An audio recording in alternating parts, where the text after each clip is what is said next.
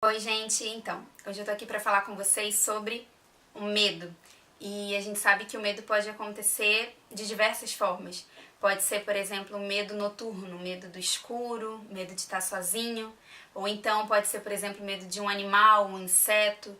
Ou a gente pode estar falando também, por exemplo, do medo de perdoar, de pedir perdão, de confiar, de iniciar um novo projeto, de caminhar em direção a um sonho, alguma coisa que você acredita que está no seu coração, só que por causa do medo a gente não faz. E é justamente por isso que eu tô falando com vocês sobre isso hoje, sabe? Para que a gente pense até onde o medo tem nos influenciado, até onde o medo tem direcionado as nossas escolhas.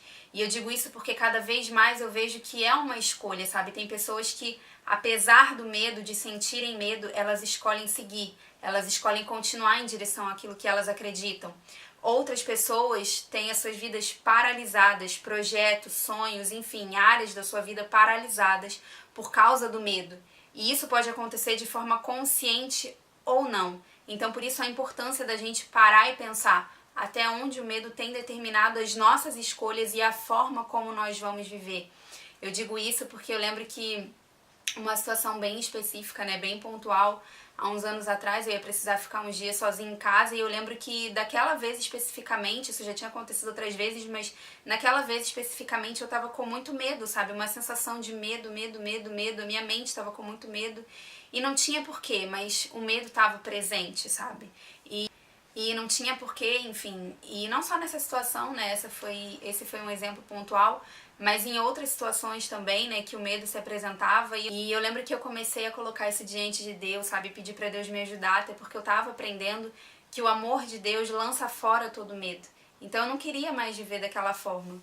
E hoje, graças a Deus, né, com tudo bem diferente, assim, eu lembro e eu vejo o quanto realmente o medo pode nos paralisar. Isso não significa que não exista mais o medo, né? Assim, a gente vive situações diferentes, novas, enfim, níveis diferentes. Então, o medo ele tá sempre ali, né? Mas é a gente aprender a reagir diante disso, sabe? Não aceitar que o medo determine as nossas escolhas. E tem um medo que eu acho que ele deve ser bem comum, assim, para a maioria de nós, que é o medo do futuro, sabe? O medo do amanhã, o medo do que está por vir. E sobre isso tem um texto na Bíblia que é muito importante, assim, que fala sobre isso, né, que eu gosto muito, que diz: porquanto somente eu conheço os planos que determinei a vosso respeito, declara o Senhor, planos de fazê-los prosperar e não de lhes causar dor e prejuízo, planos para dar-vos esperança e um futuro melhor. Então, essa é uma palavra, assim, que traz confiança, sabe, paz para o nosso coração. Então, que a gente tenha essa certeza que Deus tem lá na frente para nós um futuro bom, sabe, um futuro de paz.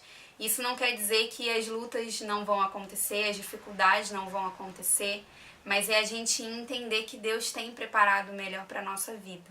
Que você possa pensar sobre isso, sabe? Que você possa refletir até onde o medo tem atuado na sua vida hoje, como tem sido a sua vida em relação ao medo, e fazer essa escolha, sabe? De não permitir que o medo seja o determinador das suas escolhas, da sua direção, da sua caminhada. Peça ajuda para Deus, sabe? Fala isso diante de Deus e peça ajuda para Ele, porque Ele pode, Ele tem todo o poder de mudar isso nas nossas vidas, tá bom? E que a gente possa viver uma vida realmente de paz, uma vida de tranquilidade, onde o medo não tem o lugar soberano, onde o medo não domina tudo aquilo que a gente vai viver e tudo aquilo que a gente vai fazer.